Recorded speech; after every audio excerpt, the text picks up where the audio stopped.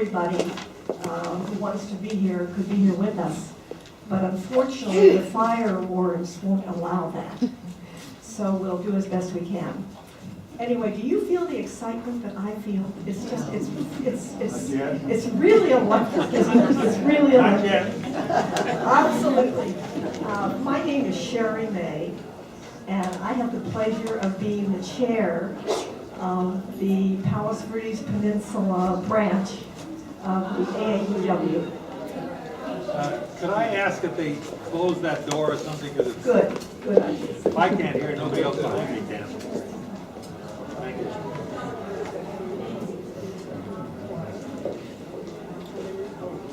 Anyway, AAUW and our friends, our sponsors, are really very, very pleased to see the turnout today. And I want to start by introducing people from the Senior Center. I think Ann Shaw is here. Where is Ann? Right there, right in front. Ann Shaw is here from the Senior Center, who's our sponsor. How many others are members of the Senior Center? Hey, look at all of us. Okay, great. We are very appreciative of all the support that Ann and the Senior Center has given us. Another of our sponsor is the Palos Verdes Library District. And I believe is Jim Moore, the chair of the board, here with us? If not, he was here. He was here, I guess. Okay. And Fran Whalen, where's Fran right here in the front, who is a trustee. And Ashley just walked out, and I know, there's Ashley. You walked out, you walked right back in, who has been incredible in terms of all the publicity for this event. Now, how many of us have library cards? I don't think, I saw 2 hands. You can get one as you go out. And we're especially grateful for a working group of AAUW, of our branch. And Susan Wallace is here. Where's Susan right there? And Connie Davenport. Susie and Connie have co-chaired a working group this year that really has worked with the sponsors and has brought us today. They had an incredible committee. How many AAUW members were on that committee working? Oh, put your hands up. Okay, quite a few of you. Some of them are out and back, I think.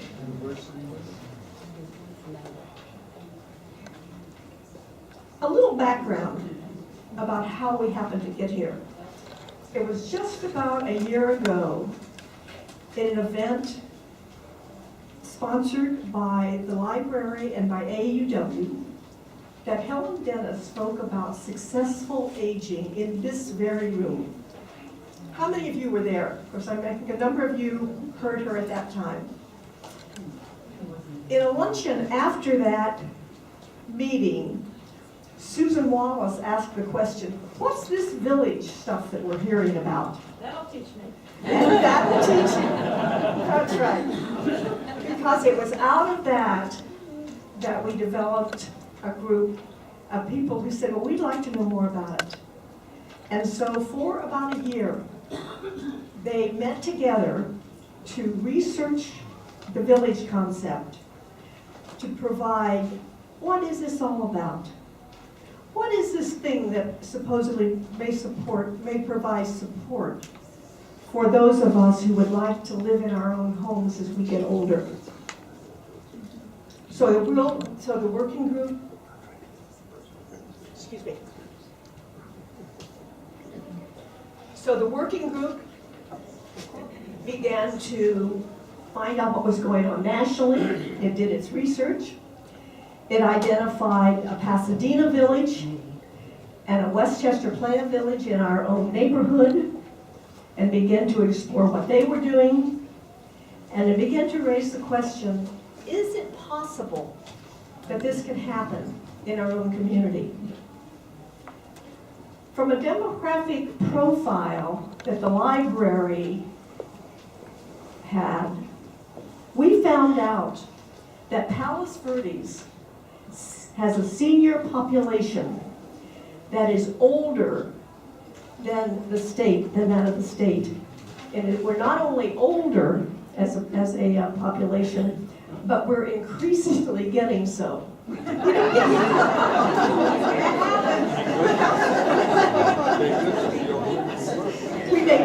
but it just doesn't work.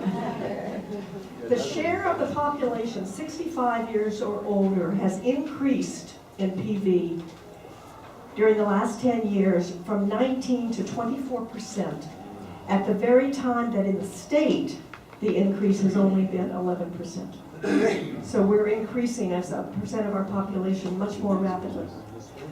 Also, 18% of the households in Palos Verdes consist of someone living alone. Almost 1 in 5. Not all older citizens of various ages, but a lot of those are older. So clearly the need for something like the village is in our community.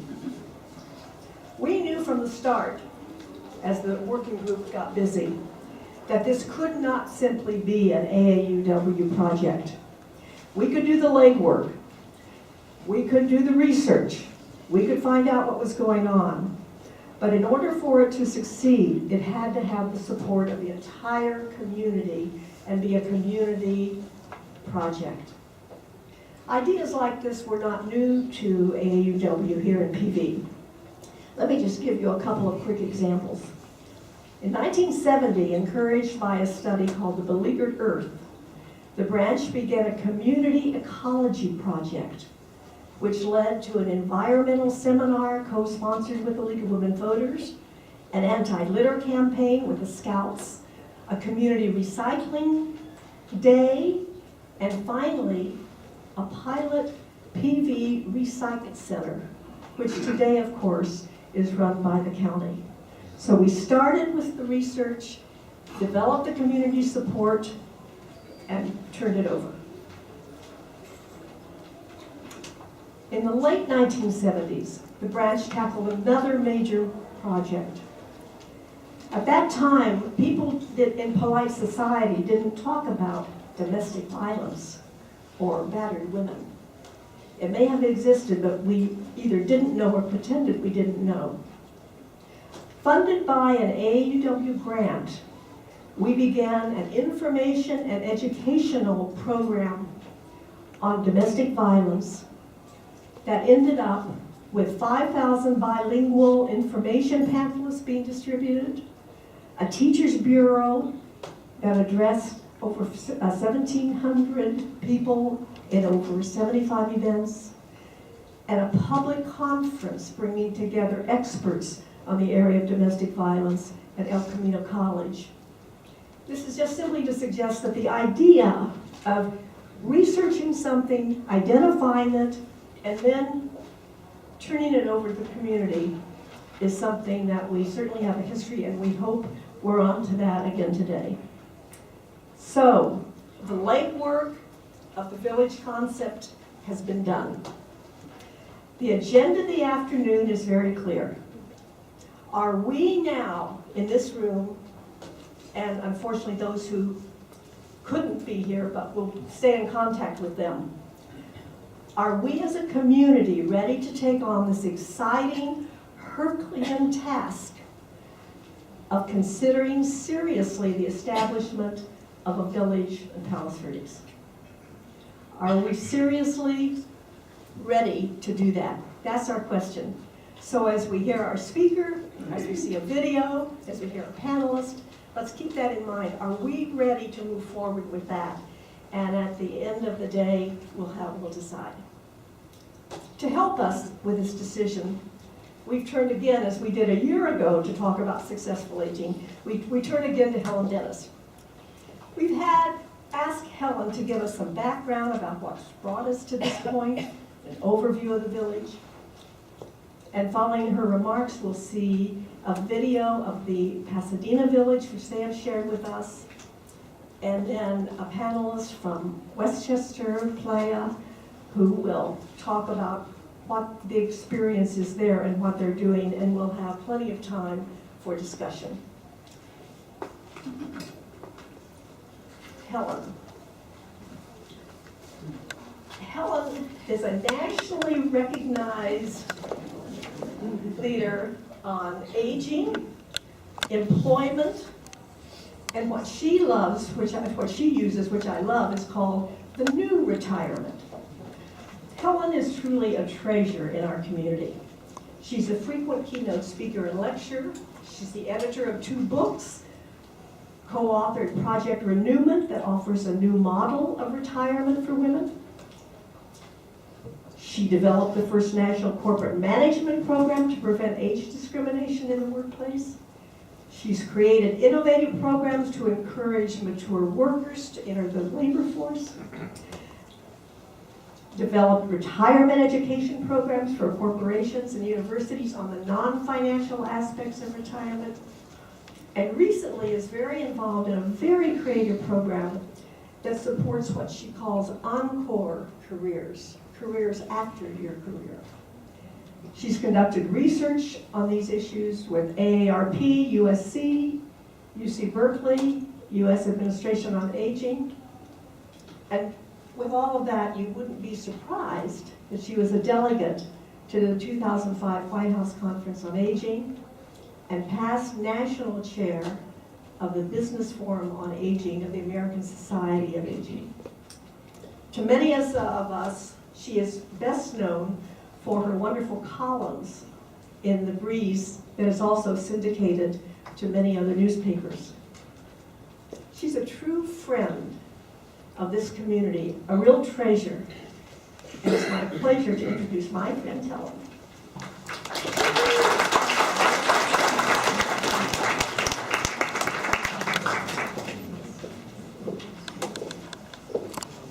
I think I'm exhausted. Well, thank you, Sherry.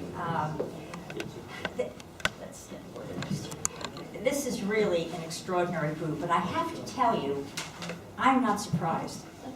I spoke this morning at the Daily Breeze Expo on successful aging, and my topic was embracing aging. Are you kidding? That was my subject. And I talked about some trends, why we should embrace aging, what's going on in our environment. And one of them was the new way of aging in place. There were about 250, 300 people I saw. People were writing, village network. I mean, it really hits a core. Because we know that, according to most studies, between 70 and 85% of people say, I'd like to age in my home. There's some people who say, no, I think I'd rather have a retirement community with built-in social activities, but most people want to age in place. So I was going to say, I'd like to start my time with you with a story, but clearly I've started my time with you, but I'm going to tell you a story anyhow. This is a story about a wealthy widow from a prominent family. I'm pretty sure that the widow was from Palos Verdes. Well, she wanted to have a legacy to pass on to her children. So she decided to have a family history written. She hired a history professor, quite renowned. Wasn't sure if it was USC or UCLA, one of the two, I'm sure. And the professor, this history professor, conducted extensive interviews, completed in-depth research, and found some very disturbing information. You see, the widow's grandmother died in the electric chair in San Quentin. Well, the widow was just horrified at this news, begged the professor to please omit this fact from the family history. Initially, the professor refused, citing his commitment to truth and integrity. Well, after the widow pleaded again and again, the professor finally agreed to present the facts as positively as possible. And he wrote the following. Her maternal grandfather occupied the chair of applied electricity at one of the West Coast's best-known institutions. He was extremely attached to his position and literally died in harness. So our intention today is to be a little bit more forthright than this history professor. And building on what Sherry said, what do we know? We know there is an exceptionally high proportion of people 65 and over in Palos Verdes, about almost 1 in 4. And we also know that older adults value their independence. It's a very high priority. They value choices, they value their communities, and they value a very high quality of life. For many, that means aging in place, being part of a community, remaining close to friends and family, religious communities, book groups, garden clubs, bridge clubs, hiking groups. It's a very important piece. Now, the movement is really being, from my observation, is being pushed by the boomers, and I would say the leading edge boomers. We know there's a total approximately of 78 boomers in our country. The leading edge born between 1946 and 1951, well over 20 million of them. They're now ages 63 to 68. And they have the sheer numbers to create change. I mean, it's a generation that has created change since they were born, from the diaper industry, you know, to the elementary schools, to the colleges, to the universities, to cars being built, to houses being built. They're changing the nature of how we live in retirement. But, and here is the but, I'm not sure they were the innovators. Is there anyone here who belongs to the silent generation, which is before 1946? Welcome, I'm not alone, this is quite wonderful. But this is called the silent generation because it is the smallest cohort of all the cohorts. But it's a reminder, this is a generation that fought for civil rights. It's a generation that ignited the women's movement and has some really distinguished people between Neil Armstrong, Colin Powell, Woody Allen, if you like Woody Allen, Martin Luther King, Elizabeth Taylor, Elvis Presley, Betty Friedan. But we don't usually make a lot of noise. We don't have the numbers. So I like to think of it as we of the silent generation are along this path loaded with stones and rocks. And we go along this path and one by one we laboriously put it to the side, take another rock, until that path is clear, and then the baby boomers just rollerblade down. And everyone says, isn't it amazing how the baby boom generation started the village movement? Well, I think we've had a lot to do with it. So let's talk a little bit about the village history. This began, as many of you know, in Beacon Hill, 2001. Beacon Hill is a very affluent community outside of Boston. And these individuals didn't want to move. They wanted to stay in their home, and they wanted to figure out a way, how can we help each other just stay at home? And I want to read you a New York Times headline and a few lines from it. This is 2006. The headline read, "Aging at home, for a lucky few, a wish come true." Residents were described as follows, quote, "They were unwilling to be herded by developers into cookie-cutter senior housing and told what to do and when to do it by social workers half their age. They had no intention of giving up the Brahms Requiem at St. Paul's Chapel for a sing-along at the old folks' home, or high tea at the Ritz-Carlton for lukewarm decaf in the country kitchens that are ubiquitous in retirement communities." So that may not be everyone's sentiment, but this was a group that said, I don't want to give up what I love in my community. So let's talk about what is a village. A village is a grassroots organization. It comes from the bottom up. We don't have a developer saying, we will build for you a village for you to dwell. Totally different model. This is a totally grassroots movement. It is membership driven, and it really helps people stay in their homes. It operates typically with a paid staff, maybe 2 members at the most.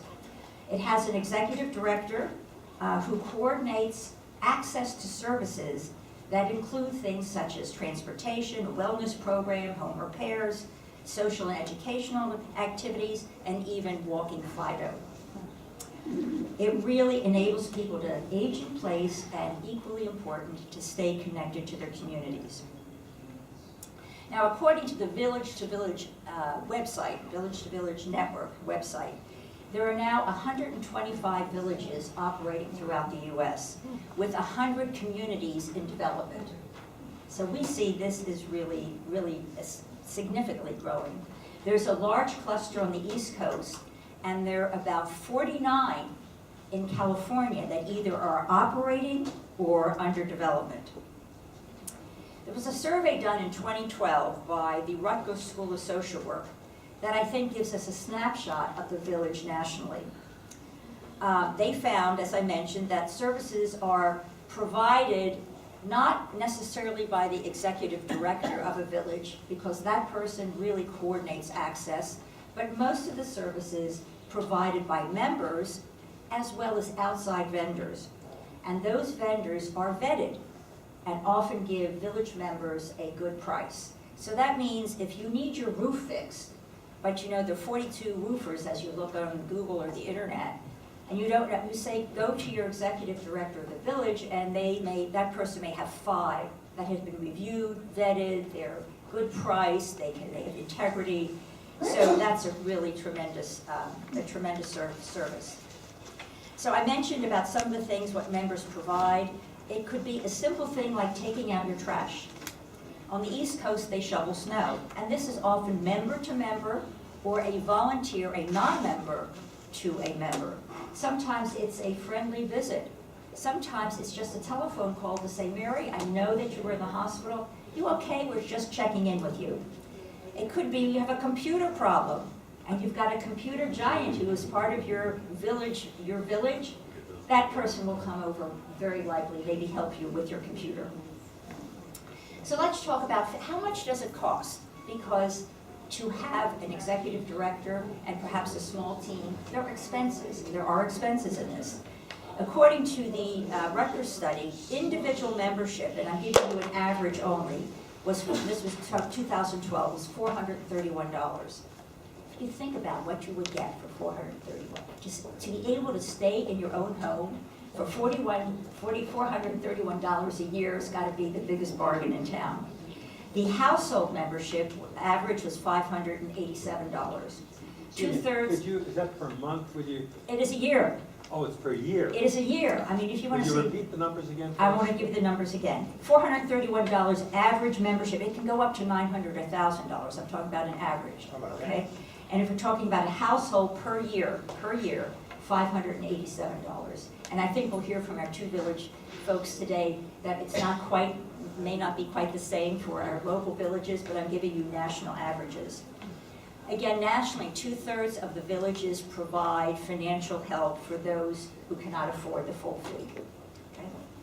Revenue. Most of the revenue does come from membership. That's first.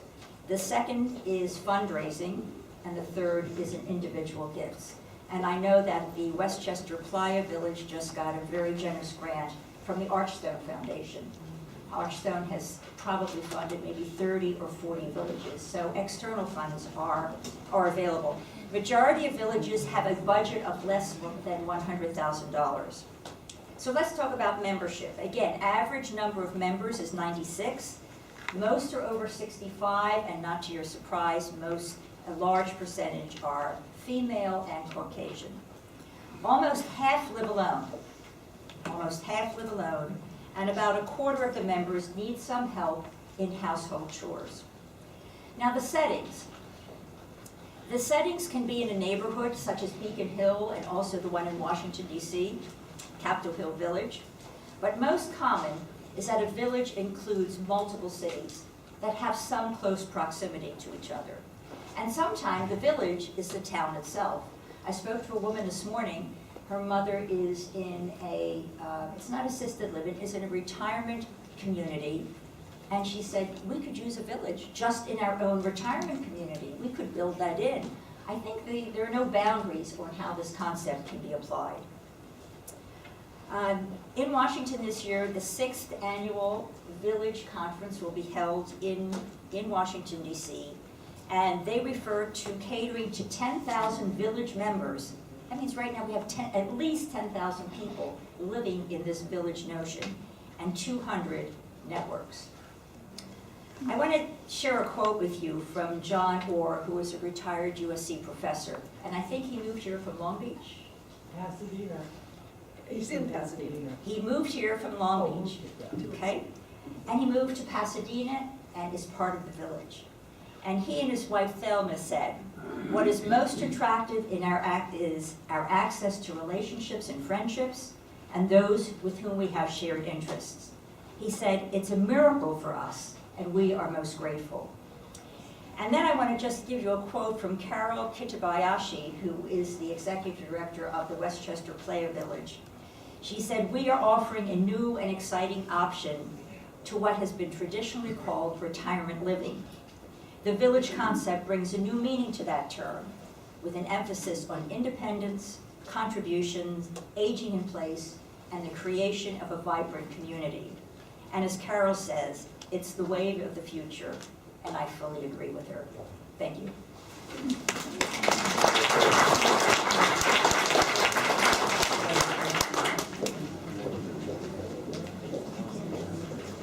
Thank you so much, Helen. Again, it's really helping us to put this in the larger and national perspective. We'll take just a second now while we get the room a little darkened. And this video was developed by a member of members of the Long Beach Village. And I think it gives a wonderful portrayal of what they went through in terms of developing their village. So Ashley, tell us when we're ready.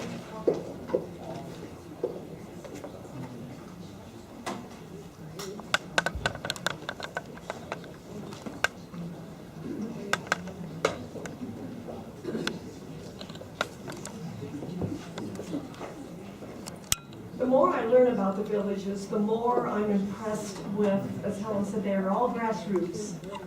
But the varieties and how individual communities have different needs and how these are able to be expressed through the village. All set? I will. You dim the lights. She is, she is. All kinds of help.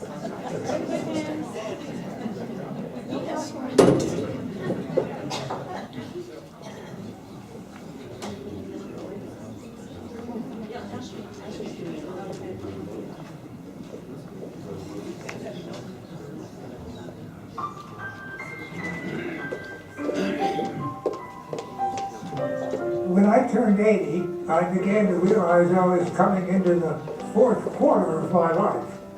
I knew that I needed to plan ahead to think about how to be my best self. And I knew that I couldn't do that just by getting older and playing more golf and sitting on the couch and watching television. So I got together with a bunch of my friends and I said, what can we do going forward in our lives to make our lives the best we can make them and the most creative and stay interested?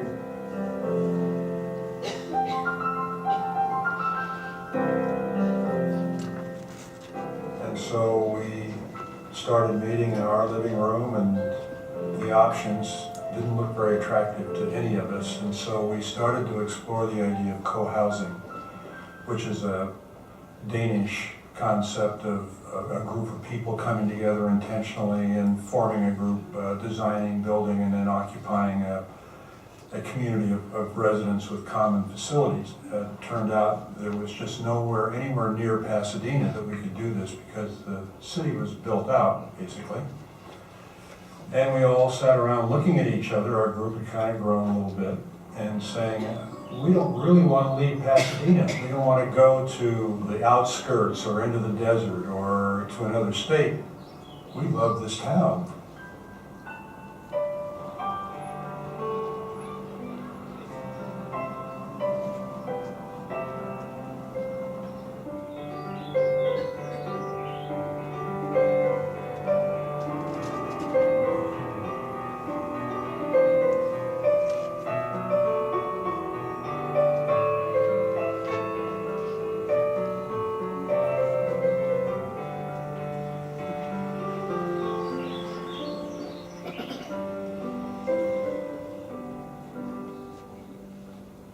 One of our early members, Elsie Sadler, said, you know, I was just in Boston as part of her role as, I think, chairman of the Sophie Miller Foundation, which was attached to Episcopal Communities and Services.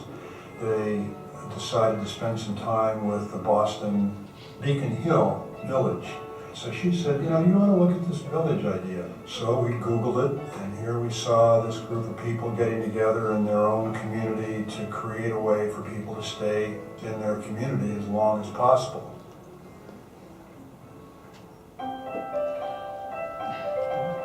this is not a place, this is a concept. The village concept is to simply provide a means that elders can stay in their own home. That's the significant part of it.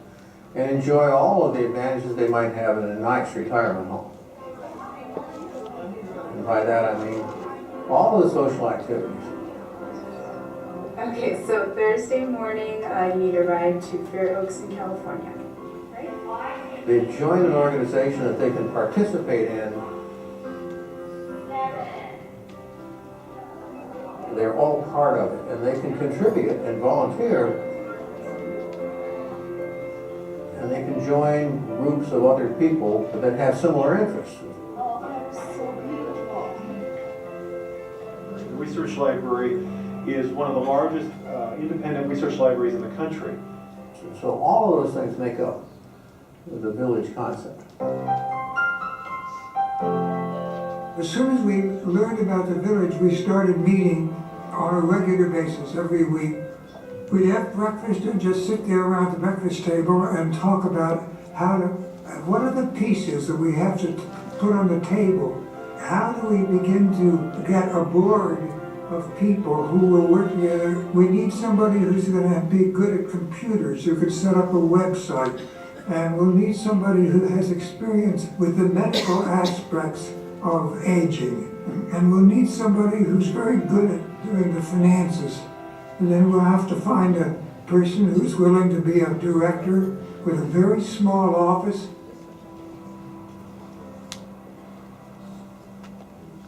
If they have to give up their home, they don't want to have to go out to...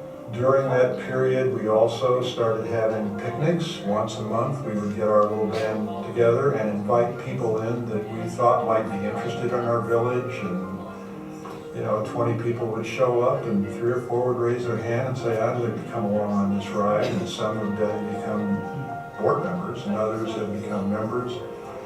And that reaching out became a part of our personality. We'll be partnered with various organizations in Pasadena. We've already struck up partnerships with the Huntington Senior Care Network, the Senior Center, and there are so many agencies currently in place in Pasadena designed to provide services for seniors that we will be coordinating with them. We're not going to invent services. We're going to connect people to existing services. It's been proven really that social support, enriches your health and prolongs your life and makes your life more worth living.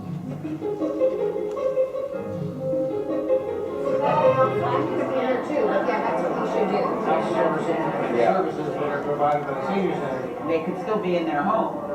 Probably Sierra Madre, like the PUSD districts, but also we got some people knocking down at some market where I don't think we're going to kick anybody out. And so over the course of that year, we kind of began to form the committees that we were going to need to take care of membership development, fundraising, getting the programs right. And I think we need to start with the hospital. If you need a roof fixed, you get a referral. Social activities. And those who get more would have to something. Communications and outreach functions, all those needed volunteers and among us to take our little original band and expand that out into committees, and those all got working.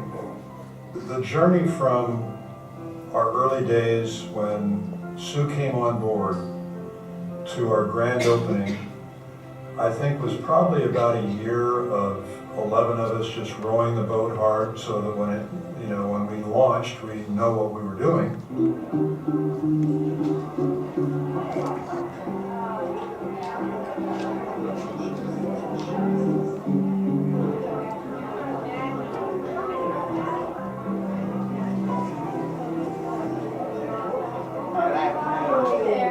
We're 60 strong now. We opened for business on July 1 and we're 60 and growing.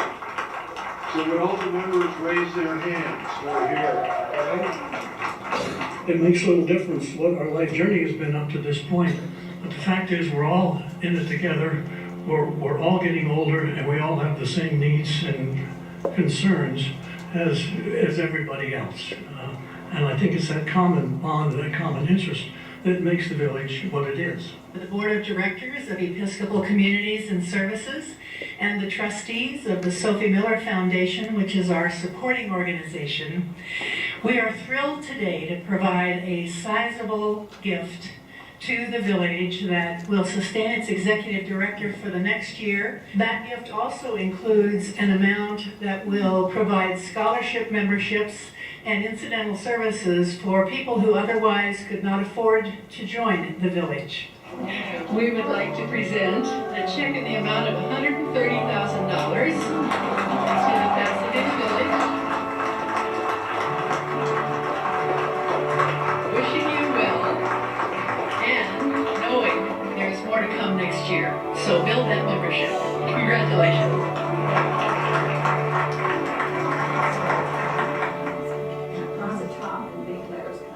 I'll help. I do think that Pasadena is a good place to incubate these things. We're not too urban, we're established, we've got all these things going on. If you can't do it in Pasadena, you can't do it anywhere. That's how I feel.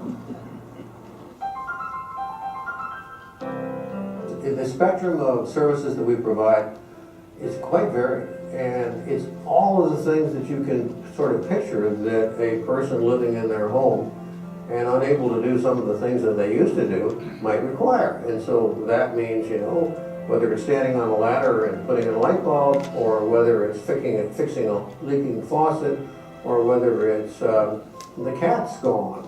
She got out and I don't know how to find her. I just think the idea that you have more friends that will be looking out for you is something that we can, you know, I don't think anybody has too many friends. With kids, as they get in their own lives or whatever, it's hard to get them to come do this or do that, where the Pasadena Village members will probably be there or you need them. Where that your kids, you have to say, okay, well, I need my medicine. Well, I'll pick it up, Mom, 2 days later, but I might need it today. The only service I've taken advantage of when I needed information of where to find someone to fix a couple of broken windows. And surprisingly, 2 volunteers from the Pasadena Village organization came out and took care of removing the windows and taking them to the glass shop and recovering them and reinstalling them. These are all of the problems that somebody faces, and oftentimes leads them to having to leave their home. And that's the very thing we want. We want to be able to solve is how to keep somebody in their home. I like the idea of you only have to go to one place to get an answer.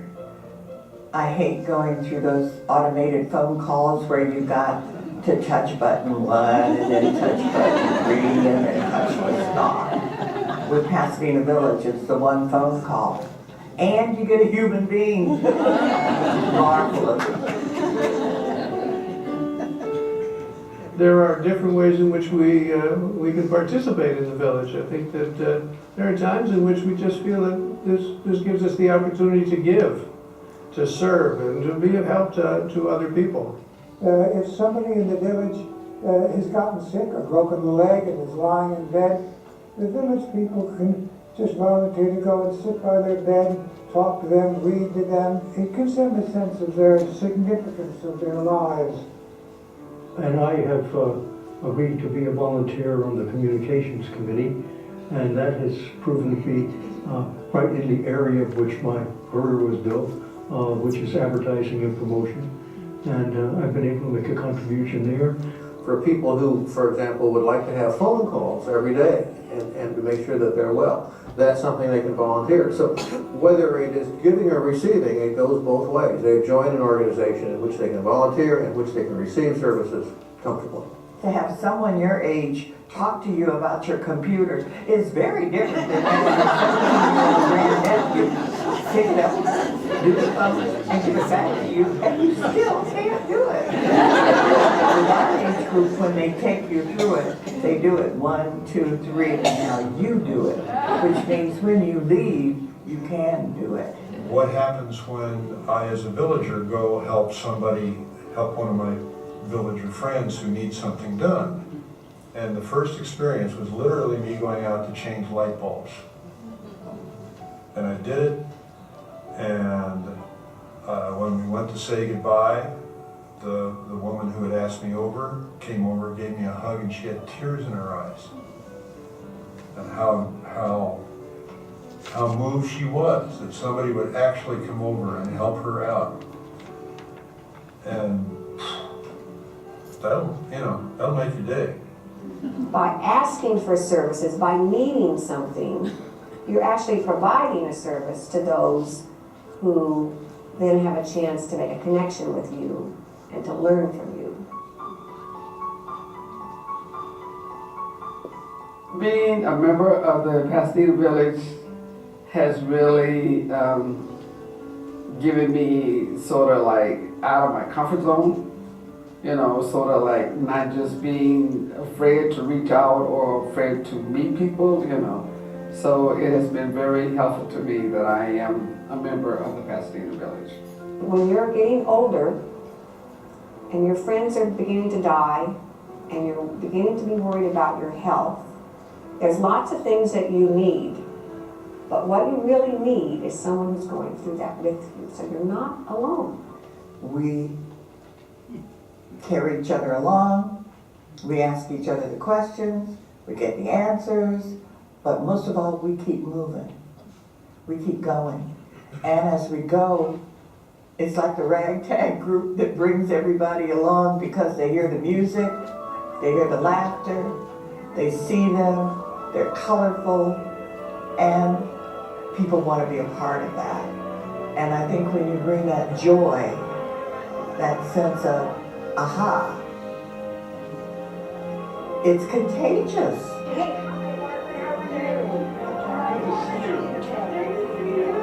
The Pasadena Village program provides me with a whole environment, an emotional environment and an active community environment, which will allow me to develop into a reasonably interesting older guy.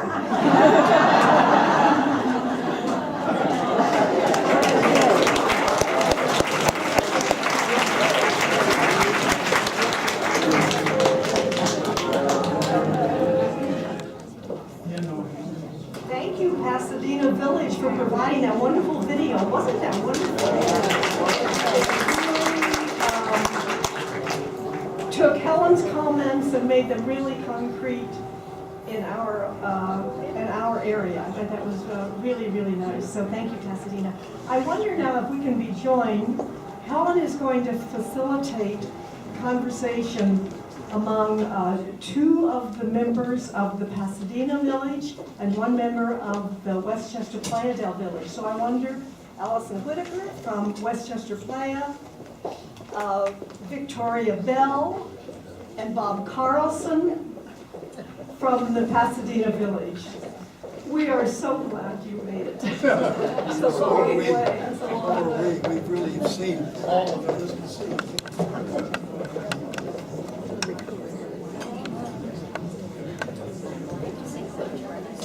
I'm going to just turn this over to Helen, who will facilitate. We'll have brief comments by our panelists, and then we're going to open it up for general questions and conversations by all of us.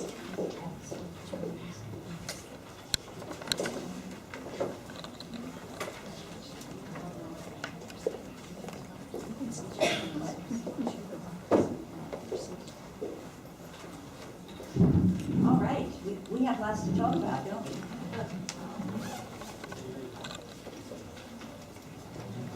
So let's talk from the top here. We'll start with, I'm going to ask just some broad questions. And can you hear me? I'm going to ask some broad. Is this on? Now it is. Now it's on. Is it on?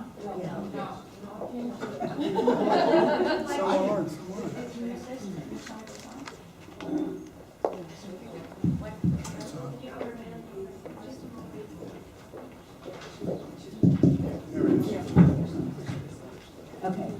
Oh, you have to. Okay, we're good. So I'd like to just ask them broad, some general questions, and then we'll have plenty of time for Q&A. I'm curious how each of your villages got started. Tell us how it happened. Well, I'm Allison Whitaker. Can you hear me? I'm the chairman of Westchester Playa Village, and I was one of the founding board members. We started just like Pasadena Village in someone's living room. And it was a group of individuals in the neighborhood who saw the need for a village and decided to do something about it. And it took about 2 years in living rooms and within the community reaching out before we actually opened our doors for operation. Okay, great. And Victoria? I think you got a pretty good, can you hear me? Yeah, a little closer. I think you got a pretty good idea of how we got started in the Pasadena Village. I think that the video shows it very clearly. Put the microphone close to your mouth. You have to put it on here. There you go. My husband always said I didn't need a telephone when I talked on the phone. You got a pretty good idea of how we started, and I think the video explains it very clearly. I was not involved in that particular part. Were you actually involved in that? Not at the very beginning, I came a little bit later. Yeah, well, I came along a little bit later too, so I'm always interested in seeing how we got started. That would probably be my answer to it. Okay, and both of you are members of the village? Yes. And are you on any of the governing boards, or what are your roles? Both of, I'm chairman of the membership committee, I am on the social committee, and I'm on the board. Okay. And I'm Bob Carlson. I'm on the board, I'm on the executive committee. I chair the governance committee and am involved also in the fundraising committee. Can you tell us a little bit, what does a board member do for the village?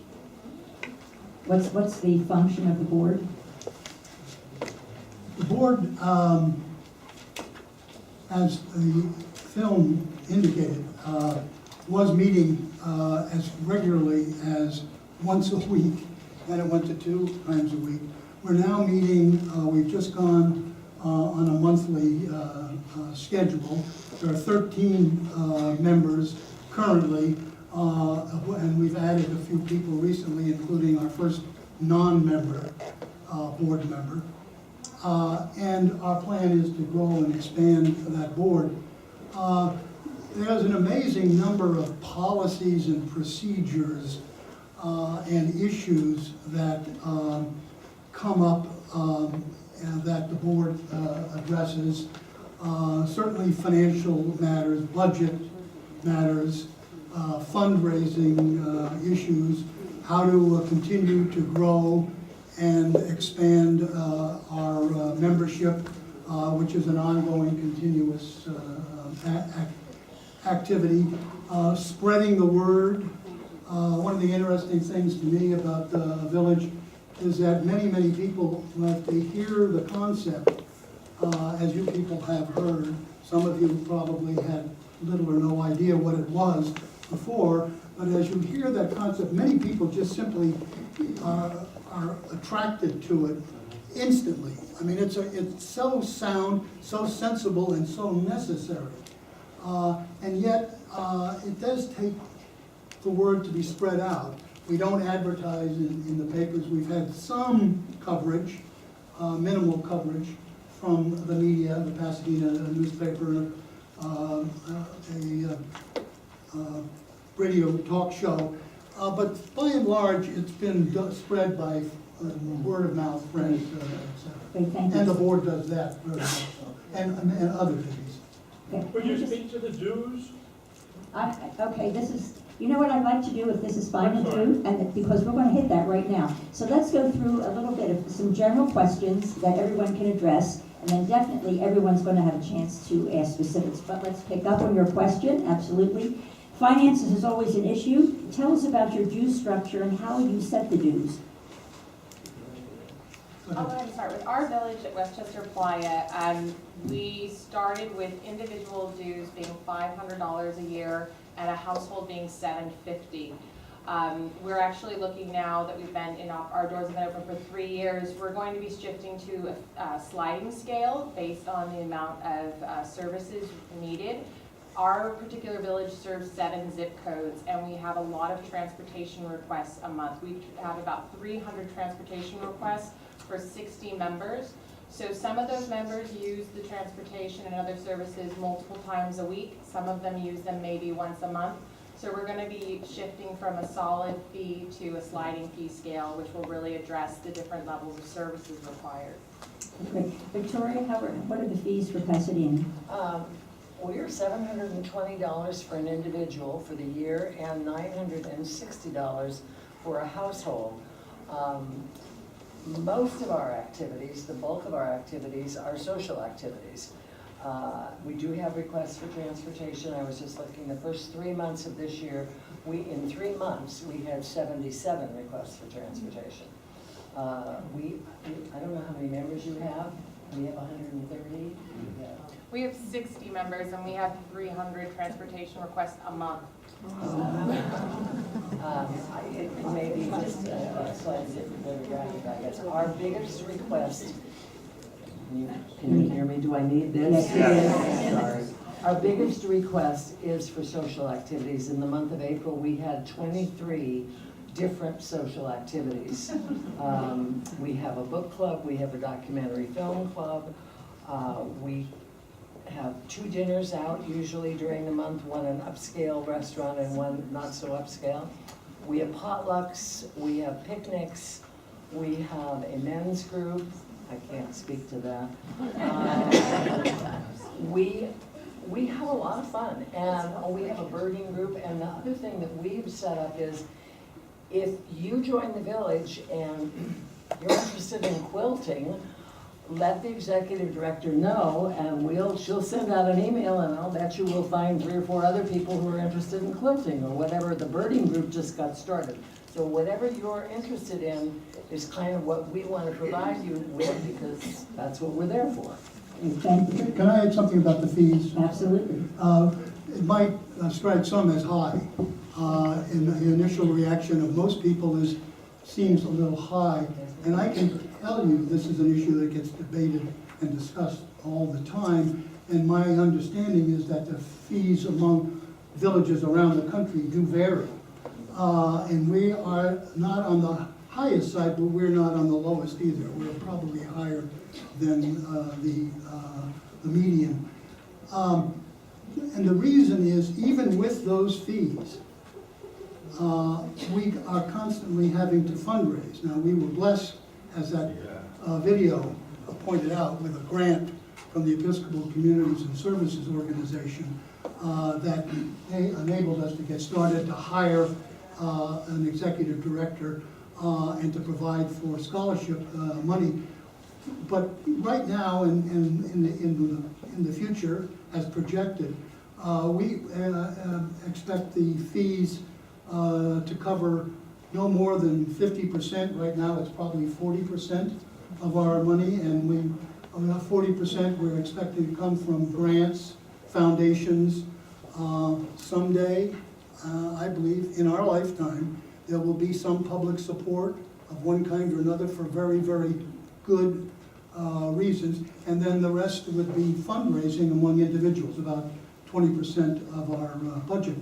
We have an office, we have telephones, we have a full-time paid, very professional, extremely competent,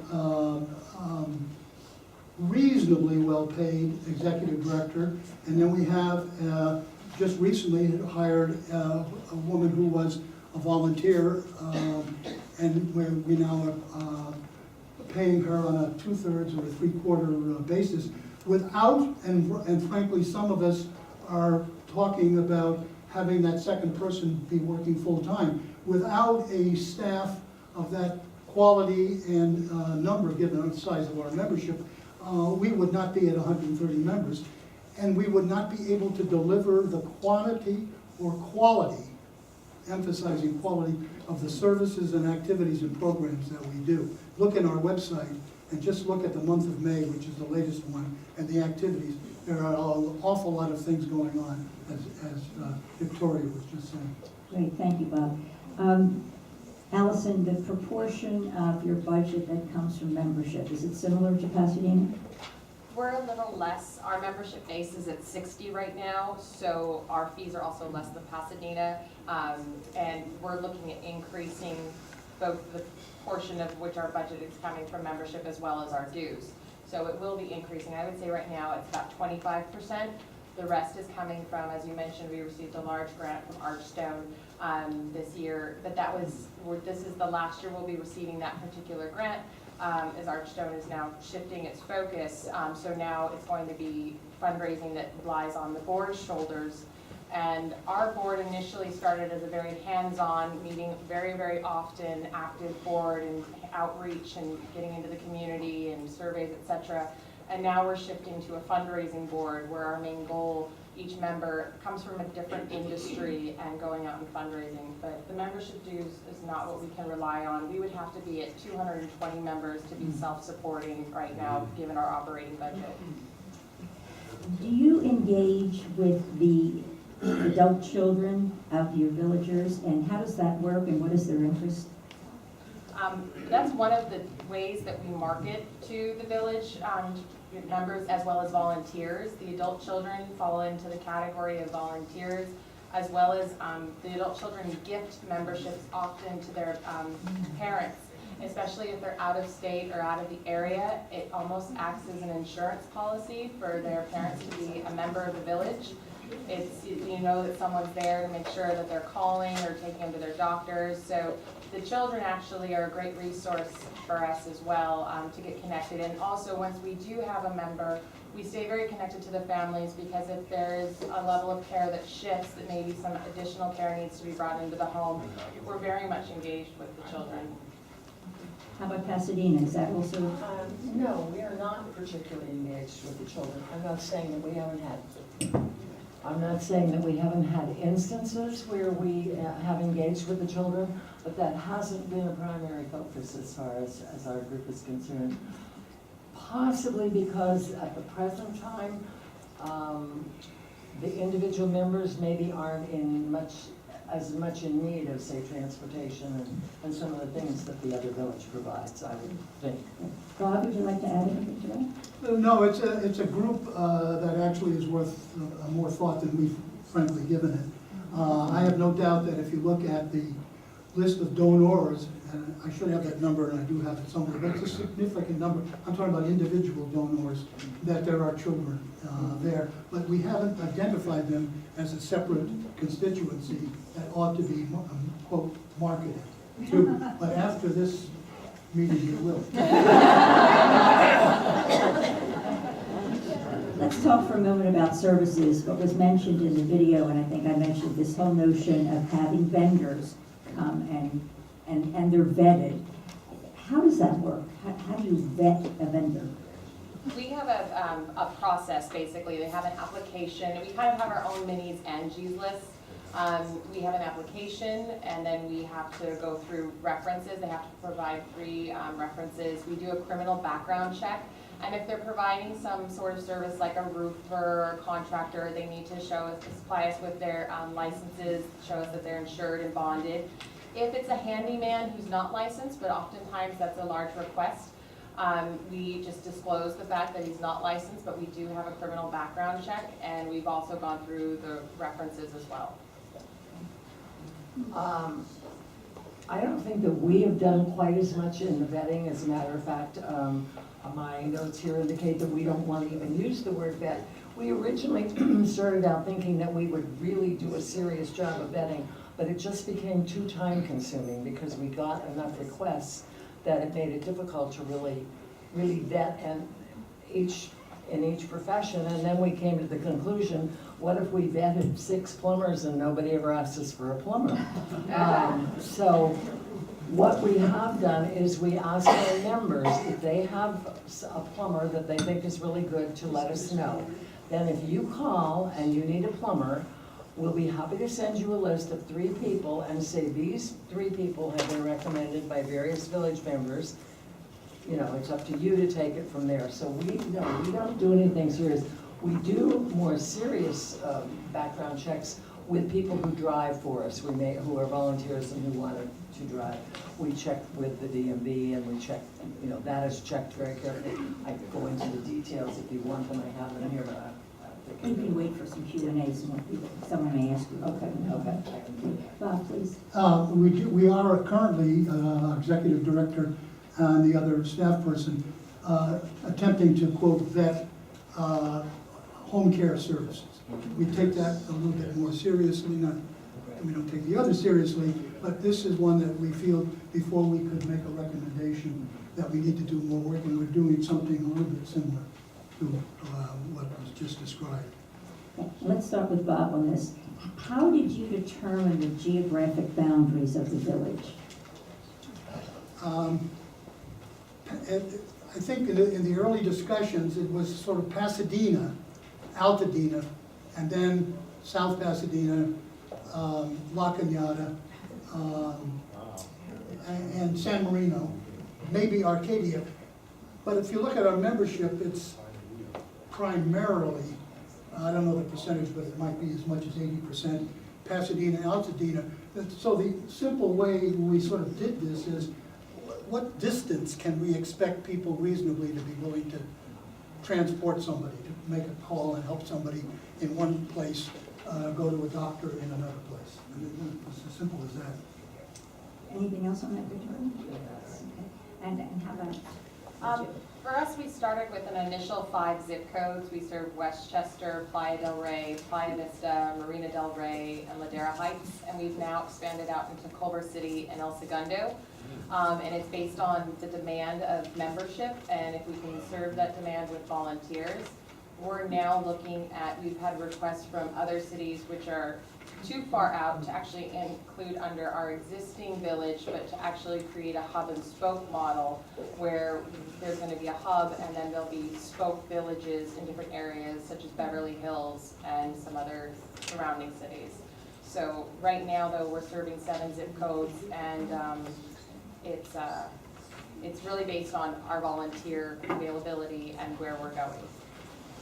So how do you ensure that you're not overlapping in services? Because from the video we saw a lot you're coordinating with the Pasadena Senior Center. How do you make those connections that they're complementary and they're not competitive and that they're cooperative? Anyone like to answer? Okay. We do cooperate with the Pasadena Senior Center. We also have had some programs involving the Huntington Hospital, which is right in our backyard.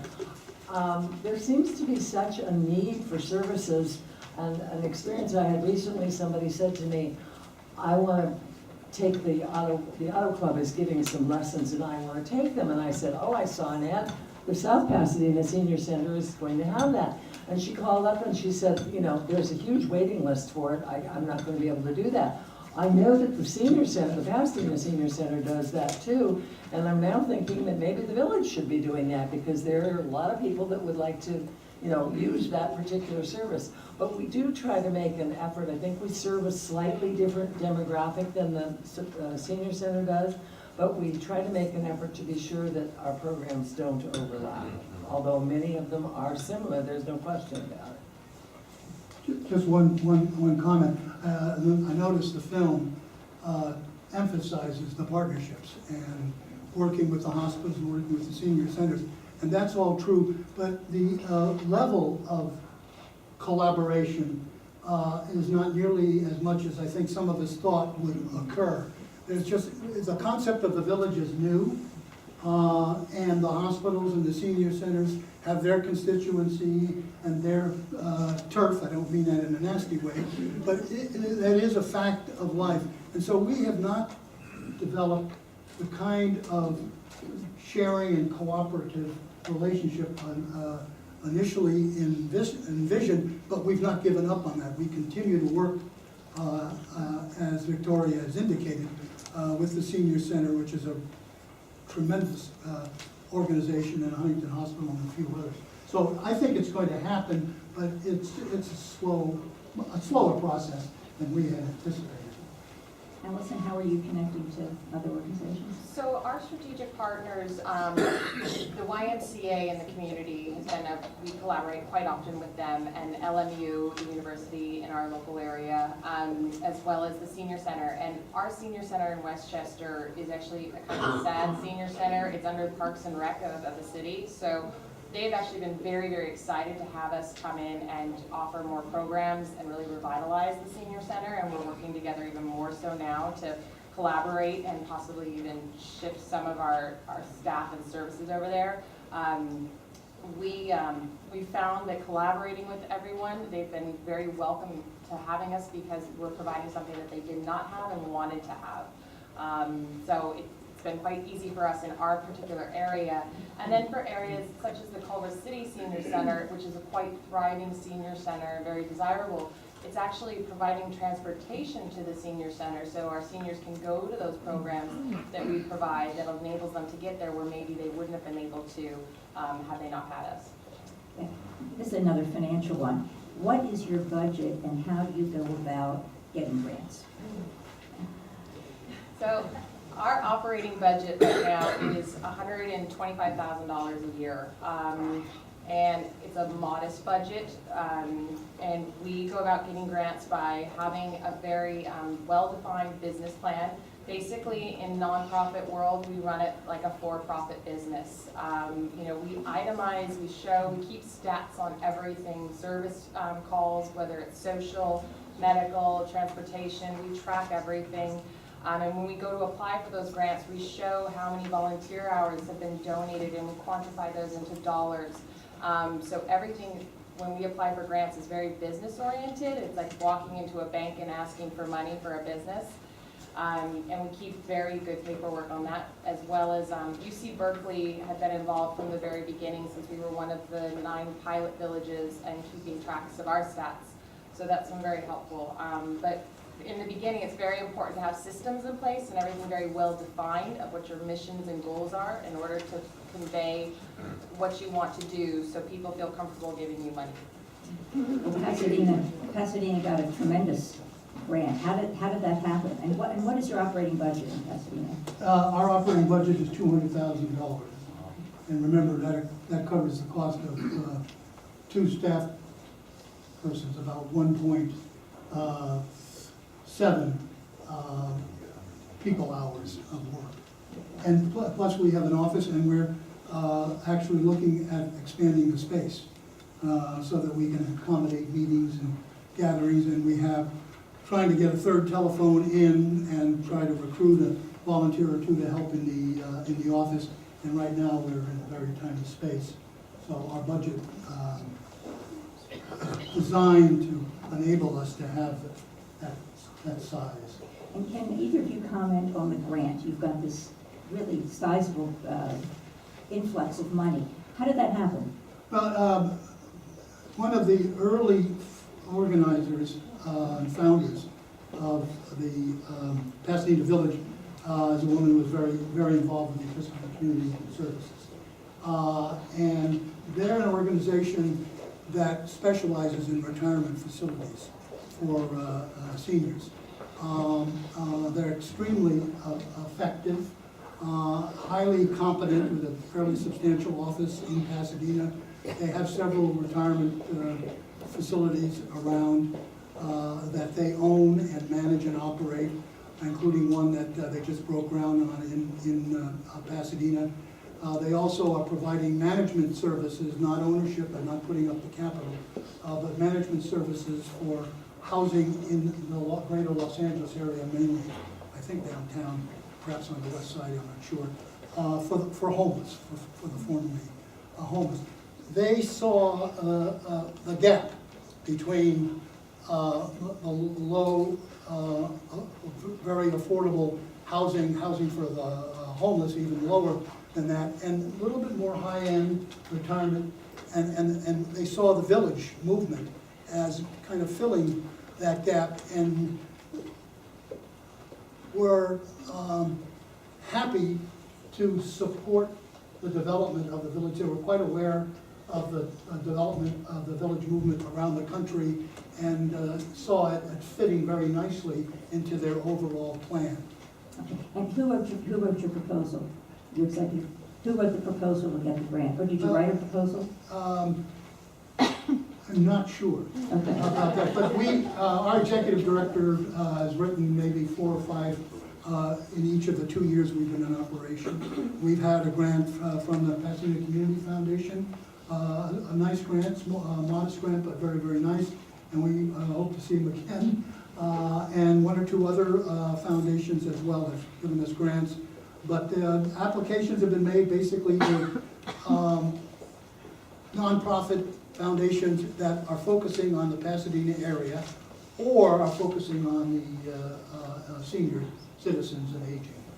So my last financial question, when you opened your doors for villagers to join, how much money did you have? Well, of course, we had like a $130,000 grant. It was not a one lump sum. It had to be renewed in the second year, which it was. So, but that's what you opened with? But we opened with that. Well, we also raised money among what we call the founding friends. Before the village was launched, the organizers went to friends and family and other people who we thought would be receptive and asked for a $1,000 gift and and to recognize them as founding friends. And many of them have continued for the second year. So we had that money, we had the ECS money, and then we had, I think, 60 members when we launched. Okay. That big party that was on the film. Yeah, looked great. Yeah. What did you have in the bank? Well, this ties into a mistake we made as a village, and learn and grow. We had about $75,000 in the bank, and it was direct source of our Archstone grant. And we opened our doors with no members, and it was a decision of, do we open with no members and say, come, we're open now, or do we open and say we've got 40 in the till?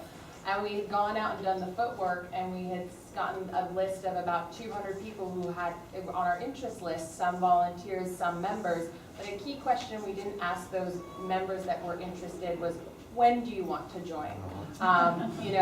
They might be interested in 5 years, they might be interested in 10 years. They might not be interested the day you open your doors. So we opened our doors, and that first year only had 12 members. And went through a very struggle with an office expense and an executive director expense and very little income coming in. So our first couple of years were very trying, and we've turned the corner and are thriving now. But that was a mistake we made, as a group of people, not knowing, going with this new concept, what to do. And I encourage, having done what Pasadena did with opening with a strong membership base. That sounded like it was a surprise. So did Pasadena have any surprises in your journey to create the village? I wasn't aware of any. We were talking about that, and I'm not particularly aware of any. Are you? Surprises, as we've operated, I think we've run into some of several surprises. I think what I have referred to frequently as our business model, which is inherent in it, the necessity for fundraising. I don't think any of us fully appreciated how significant fundraising was going to be. I think we thought that once we got a couple of grants and got up and running to maybe 150 to 200 members, the gap between our revenues and our costs would narrow. That doesn't look like it's going to happen, because as you increase membership, guess what happens? You increase your costs. And if you want to keep membership, the services have to be delivered timely and in a professional and efficient and effective way. Without staff, it's very hard to do that, and the space that you may need to have more and more meetings, affinity groups and other meetings, etc. So there is a kind of whether it is inevitable in that model, I'm not certain, but it's close to. Well, you've given us a lot of information, and I think it's time to open it up for questions. Yes, the man in the back who asked the question originally, yes. These donations and memberships, what's the tax implication? Okay, the question is, and if we always should repeat the question, what are the tax implications for whom? For the donors? Tax implications for the donors. These villages the membership fees, the advice that we've been given is that they are not deductible. You're getting services. You're paying for services. There is some difference of opinion in the village movement about whether or not, if you have a special class of members called social members, they don't get, quote, services.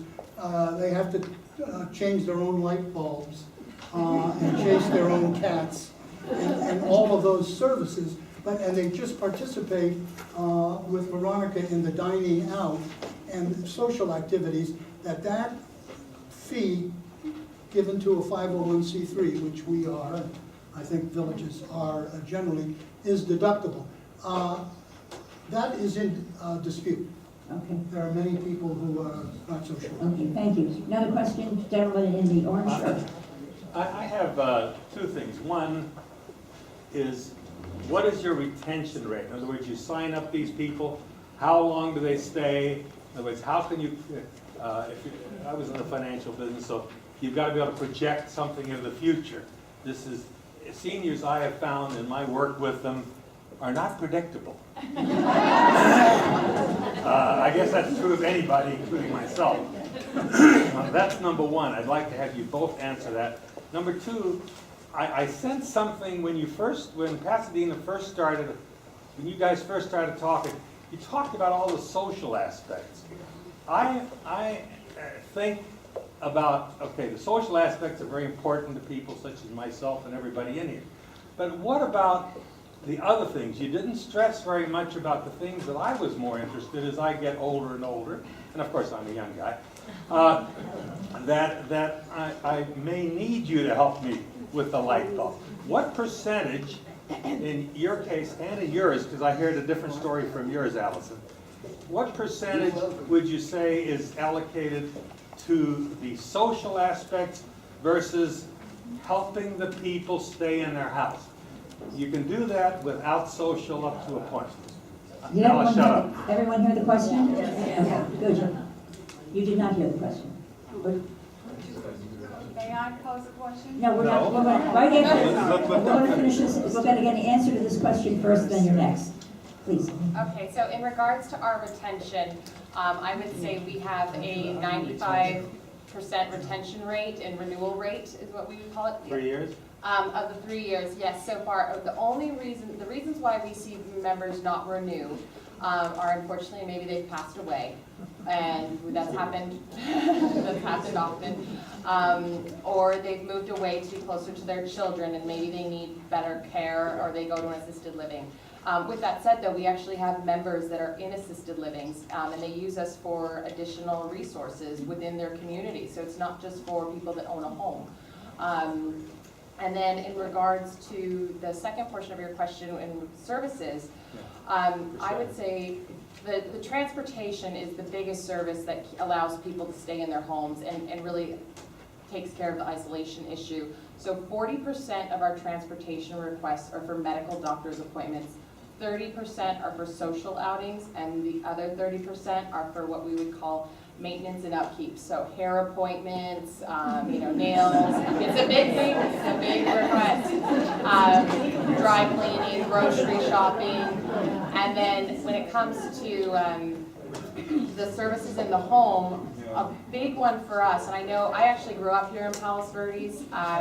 So some areas will have trash pickup that comes directly to the cans and takes it out. But for us in our neighborhoods and up there, We have people come and take the trash cans out, which is a huge fall risk, and it can be very cumbersome. So the trash cans are a big service request for us, and it's really easy to coordinate volunteers to do that. And then actually, the trash cans, that in of itself is worth $500 a year to a lot of our members. So that's one example of the services. The light bulbs, the computer issues, you know, those things, phone issues. How about the health issues? The health issues, so it depends on the level of care. Really, health falls into transportation and getting you to and from your doctors. We don't do medicine management. That's an in-home care provider. We don't deal with that. We have referrals, but we don't cook meals. We have gatherings and things like that. But that's at a different level of medical care that we don't provide. Excuse me, but give me just an overall macro percentage of social versus the other. In your case, because it's going to be different over here. In our case, I would say we're 40% social, 60% service. Thank you. Can I have that answer from the Pasadena people? Pasadena. Well, I'll speak to retention first. First of all, we don't allow you to die. We've gone through a year now, and we're in our second year, and if my memory serves me correctly, we have one person that got away from us. And I believe we had one person that did not renew. Otherwise, we have had really, really good retention. I think people have been really happy. But we have committees who call. And if you're not using our services or you're not asking, we call you to make sure you're okay and are you happy and is there anything we can do for you? And I had a member who was going to renew, was up for renewal, and there were some serious questions. We thought whether she would renew, and I called her, talked to her, and she said, well, what I would like you to do is to set up something where we have a person-to-person situation. In other words, if I have an emergency, I know I can call Mary Smith, Mary can call me. Can you set something like that up? Well, within less than a week, we had something like that set up, and the next week she renewed. So ours is constantly trying to serve the members, make them happy. That's what we're all about. You pay that kind of money, you expect really good service, I think, and I do think we give it.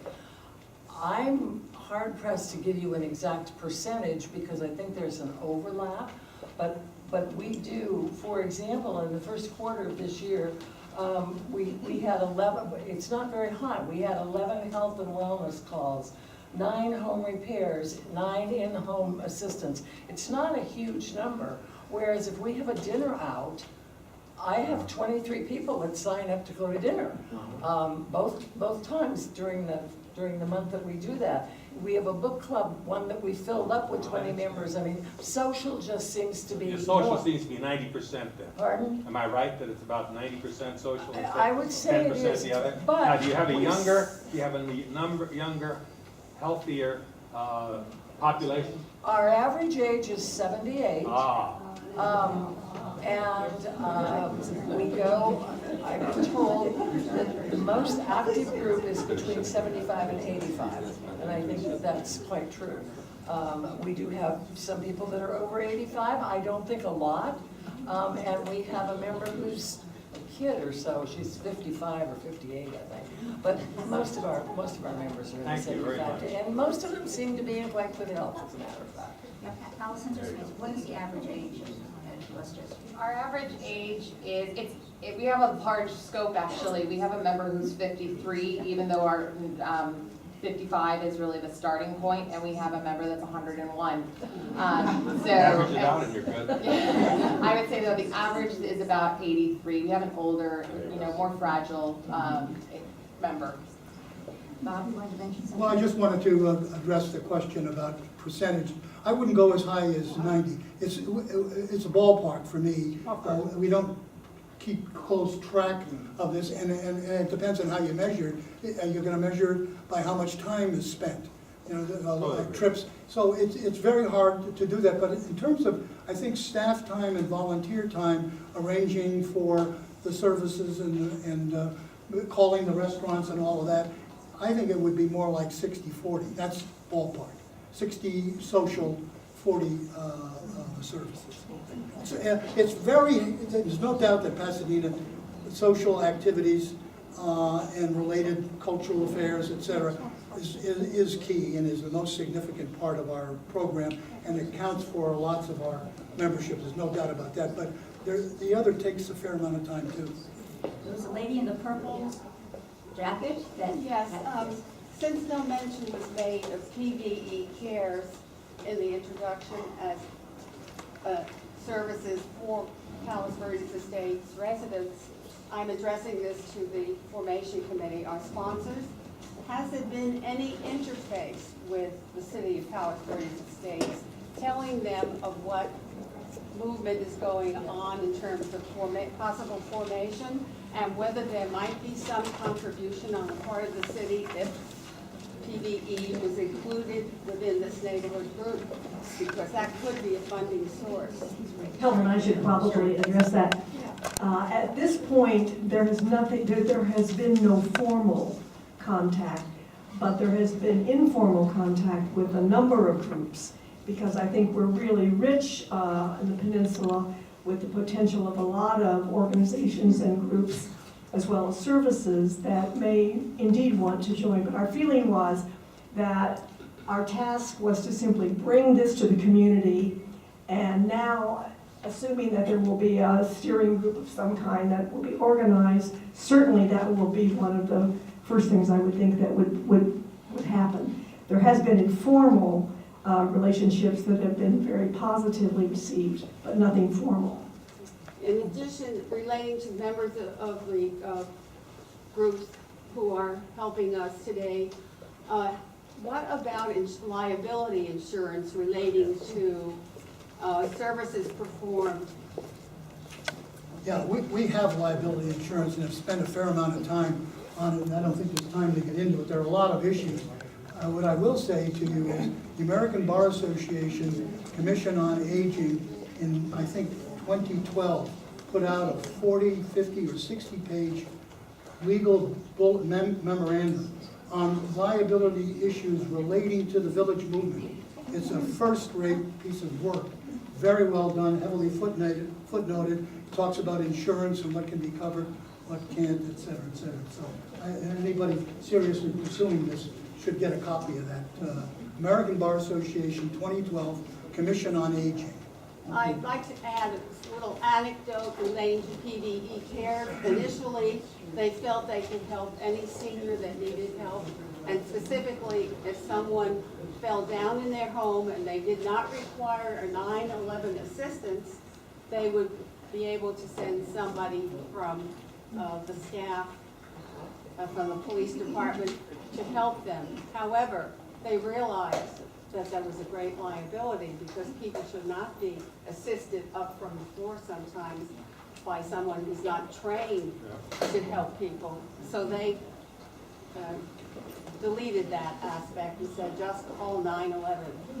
So that's why I'm quite interested in liability, and the insurance coverage probably would be quite a heavy cost, I imagine. Well, thank you, and thank you for raising the PV Cares, what they do, and the relationship to this whole initial movement. Very important. Thank you. Gentleman in the black print shirt. Allison, you apparently are a little younger than our demographic.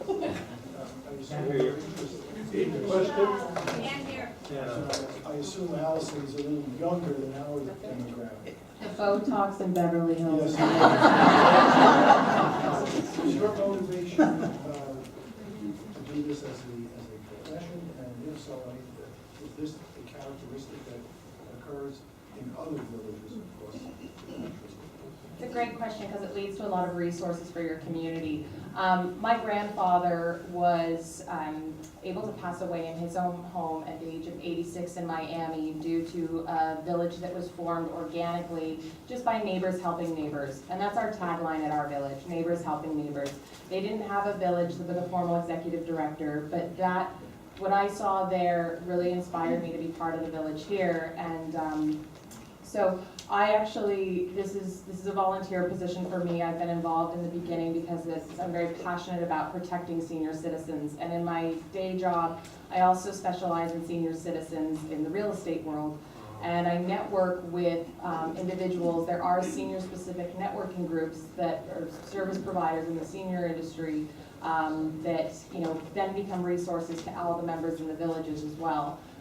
It just is a natural fit for me personally because it's really where I gain all of my happiness. I volunteer frequently, not just as the chairman, but as driving members to life-saving doctor's appointments, dialysis and chemo.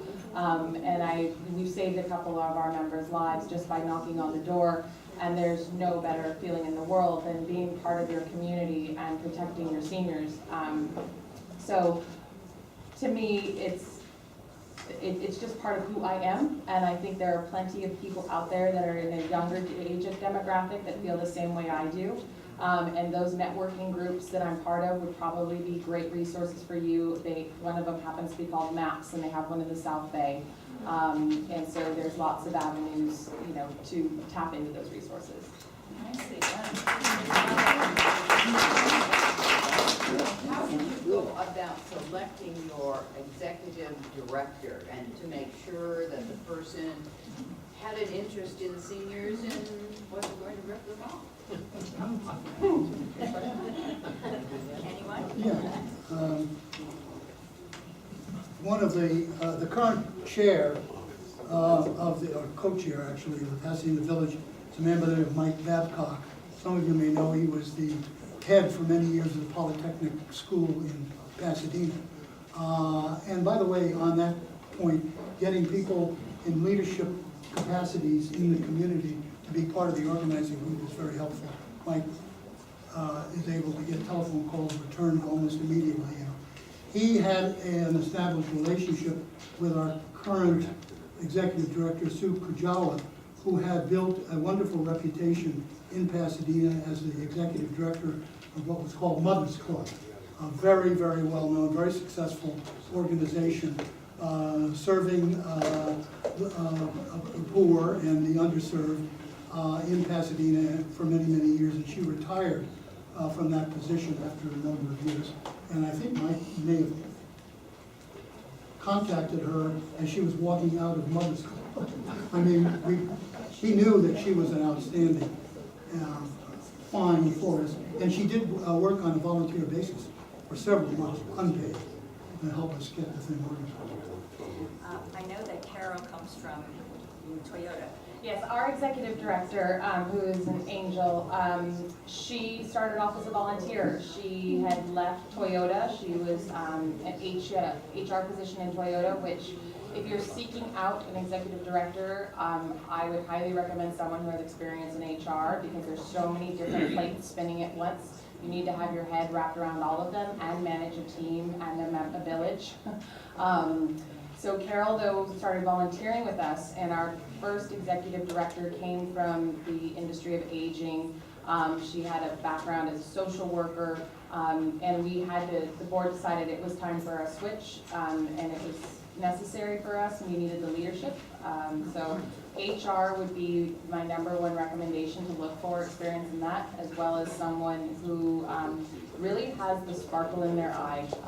This has to be driven with love and passion and care. It can't just be a job that pays the bills. This has to be a passion because there's so much at stake here, as well as our executive director doesn't get paid half what she should, so there has to be a level of involvement that you just want to do it for fun. Other questions? Yes, please. At no time have you mentioned your relationship with the cities that you're in. How is that working out for you in terms of their help? And as a matter of fact, doesn't Pasadena have a public transportation system? Okay, the question is the relationship to cities initially, and a comment about public transportation. Do you have a relationship with the city of Pasadena? Well, the launch party that is depicted in the film was in the very lovely gardens of Bill Bogart, the mayor of Pasadena. And he is one of the founding friends and is extremely supportive. Individual council persons have met with us. So there's been a lot of connections and contacts on an informal basis. We have not asked the city for money as someone suggested, which I think is I don't know whether it's likely to happen right now, but I think that this is a real possibility, as I alluded to earlier, that there will be at some point when people really grasp the significance of this movement and what it accomplishes and how much money it saves, and other benefits, there may be some public support for this kind of thing. So it's all been done, I think, positively and cooperatively, and we've got a lot of support, but nothing official. And as far as public transportation is concerned, I don't think that's quite as useful for older people who need transportation. What about dial I a mean, ride, though? I think that's what he's talking about, dial a ride. Do you have that? I think there may be. Needless to We do say. have data. We do have data. Yeah. Yes, and that is available. I would assume if we had a problem getting you a ride to something, we would recommend something like that. We also have several drivers that can be paid if you want to. I mean, if we can't get you a volunteer, we can recommend somebody that we've vetted that you will need to pay. Allison, does the Westchester Village have a relationship with a city or multiple cities? So our city is Los Angeles, and so they've been cutting funding left and right. That's one of the inspirations behind the village as well, is to provide something where we're seeing resources being sliced and diced, and it's really sad. So Culver City and Beverly Hills are their own cities, and they do have incredible services, but Westchester, the Maria, and other places do not.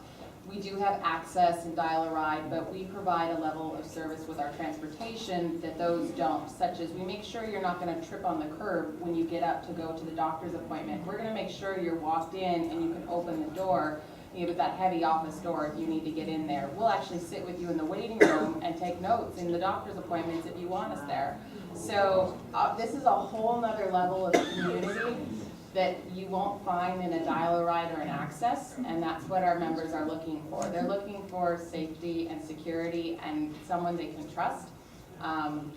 And then so we would love to have a relationship with our city, however, that's just not something that's viable. So we have relationships with other community organizations such as Rotary and the Vitalization Group and the Neighborhood Council that have all become aware of us and support us in ways that they can, whether it's small donations for marketing expenses or holding speaking seminars. That's how we stay involved within the other community organizations. Okay, thank you. Yes, we have someone in the back here. Can I say one Oh, more I'm thing? sorry. Please. I just don't want to leave you with the impression that if you call, we're going to refer you to dial a ride. I don't think that's ever happened, but I'm saying it is available if we weren't able. As far as I know, we have always been able to find. We even had a volunteer who brought somebody from Pasadena to LAX.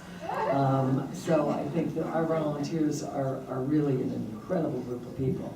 So I don't think we would probably be doing that. I didn't want to leave you with that impression. Good point. Thank you, Victoria. Yes, sir. What is your concept of ideal membership size? Small, large, limited, or unlimited? And my second question has to do with your service proposals. Are they licensed and insured contractors or handy people? Well, I think let me address the first one. Are they licensed and insured? Yes, if we send you the name of some plumbers, they're going to be licensed and insured. If we send you a handyman, it's probably going to be Joe, who's the local handyman, but he's been recommended by one of our members. So at least somebody does know about him and does know him. And what was your first question? I was just going to ask you if you have agreed upon rates with the contractors. No, they are free to charge you whatever their rates are. Well, what was your other question? Ideal size membership. The ideal size of your group. I think the ideal size probably depends on who you're talking to, but I've heard, so I'm going to jump into that one. I've heard that we are thinking maybe at 250, and then we would reassess and take a look at the situation. So that's kind of, would you agree with that? My first question, please. First question I asked about the size. All right. I think the answer was about 250 for Pasadena, and now we're going to hear from Westchester. Yeah, so for Westchester, I mean, our ideal size, we just want to fill the demand. We would never want to turn away anyone who had a need for the village. And the size, we can grow as our membership grows. It supports funding as well as awareness in the community, which leads to grants and so forth. So as long as there's a demand, you know, we're here to grow with you. You know, we're here to serve you. And then we've actually had requests from other cities. So we are in this year looking at creating a different model where we have a hub and a spoke. So each village will maintain its own identity. You know, Beverly Hills is not going to have the same identity as Westchester Playa Village. So it's going to be an organic grassroots within Beverly Hills, but they're going to be able to implement rules and systems and accounting and bylaws, et cetera, that we've already put in place. So the expansion is really at the demand of the community. The question was also, was it limited or unlimited? Does it become unwieldy at some point? We're not at that point, so I don't know the answer if it will ever be. I would like to think not, but you know, I don't know. Well, I think Bunker Hill is over 300, and I think that's a very effective village. What did I say? I said Bunker Hill. Beacon Hill, I'm sorry. And I don't think nobody has a clear answer to the question that's being asked. It's one that we've talked about, and as a potential problem as to at what point might you become so large that you lose some of the special feelings that Allison just referred to distinguish the services rendered by her organization and the ones rendered by Dial-A-Ride, even good senior centers. There is a community spirit, there is a bonding that takes place, and at some point that could be in jeopardy. But we're not there. It's a problem we wouldn't mind having. Yes, it's something to look forward to. Yes, right? and the hub and spoke model that has just been talked about is in place in some places in the country, and that would be a possibility for us as well. Thank you. Ann? Yes, I know the answer for Westchester, but I was interested in the volunteer ratio as opposed to the membership. Well, we have 106 volunteers, and about 20 of those are non-members, and the rest of them are members. So that's the ratio. And oftentimes volunteers volunteer for a while and then decide they want to become members. But that currently is about the ratio that we break it down to. So it's less than one per member. Yes, less than one volunteer per member, correct. And on our organization, like we established, we're a little bit more service-based, even though we have the social component. So we're 2 volunteers for every 1 member. That's what we like to keep it at. Okay. All right. Yes, in the back. Do you involve or intersect at all with any of the community service groups in schools and high schools? Okay. Could you repeat your question just a little louder, please? Yes. Do you intersect or involve any of the community service kids from the high schools or the local college? And the question is if you involve in your community service any of the students from high schools or colleges. Yes, we have one private school, well, there's more than one, but we have one private school in the Pasadena area, and we have been able to use some of their students occasionally to come and talk to us about how to use a computer. They seem to know a lot more about it than we do. So we have done a little bit of that, but probably we'll get more involved in that as our membership grows. And one more thing. For example, I have a friend in Playa del Rey who has a village person come and cut the toenails on her cats. And this is a young man who I guess knows what he's doing, but what do you do about someone like that? Is that a volunteer? If you call us and want the toenails cut on your cat, we will send an email. Our executive director will send an email out saying, does anybody know someone who cuts cats' toenails? Best we can, and I bet you will find someone. Any other questions from the group? Yes, please. I just wanted to make a comment from the video and from listening to you. The kind of people who are interested in the village concept seem to all have a wonderful sense of humor. I think you're really Sometimes as you mature, you need a good sense of humor. Okay, any other questions from the group? Yes, we. I'm just really concerned about the safety of the seniors when they have people come into their home who are workers, construction workers or whatever. Do you have on file the license, driver's license of these people? You do.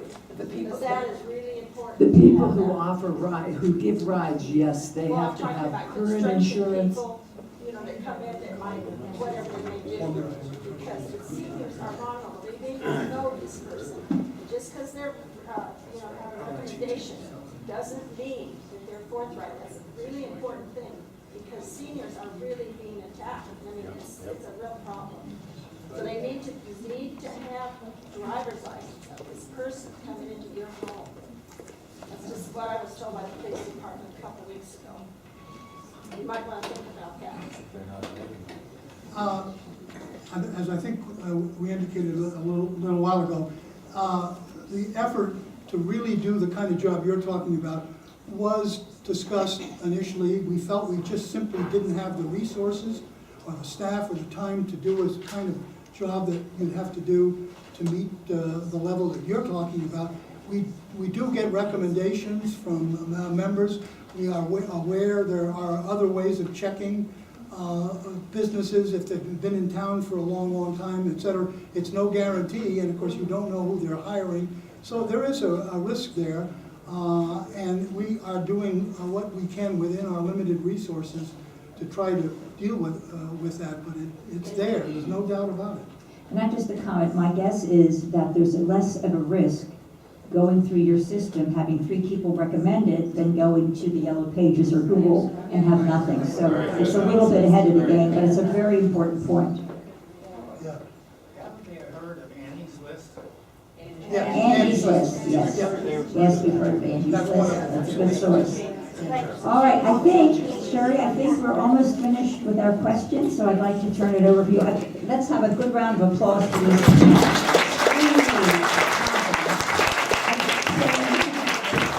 Someone mentioned sense of humor, but another piece that I'm observing is a certain spirit. And that spirit is absolutely golden, as well as the competency and the experience. So thank you. Thank you.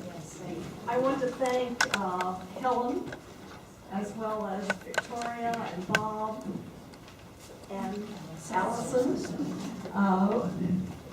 They have been so clear in terms of their answers. Your questions have been good, but I think they've really brought us to another place in terms of understanding what the village is, what the problems might be, what the surprises might be, and we're really greatly indebted to all of you. So thank you very much. Thank you.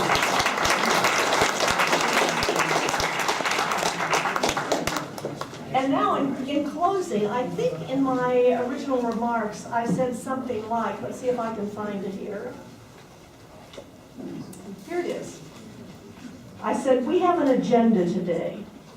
What did they say? We didn't serve lunch. There's no free lunch. We have an agenda today. The agenda is, are we now, as a community, ready to take on the exciting Herculean task of seriously considering the establishment of a village on the peninsula? We have seen the results of the video in Pasadena. We've heard what 2 villages, what 2 groups have done. And we really have to decide as a community, is this something we want to do? So in order to do that, everyone should have received on your seat a little survey. And I'd like for you to really take a look at this and ask yourself, would you like to be involved in the development of the village? And or do you know other people that you might suggest? And would you be interested, perhaps, today, tomorrow, or in 3 years, in becoming a member of the village? And if you would fill this out before you go, we will be taking this, the working group will be taking a look at it. We'll be collating them, and we'll be getting back with you either through your email, if you put it on here, or you have access to our website, and we'll begin to see how and if and when we move forward. Thank you so much. This has been a really, really good You've got a great audience here. Could you ask one more question? Yes, sir. About how many people would consider it seriously in this audience? How many would consider seriously in this audience someone becoming a member of the village? Okay, now, a second question, how many would be interested in being part of a group that would begin to develop this possibility? Great question, great response. Thank you all.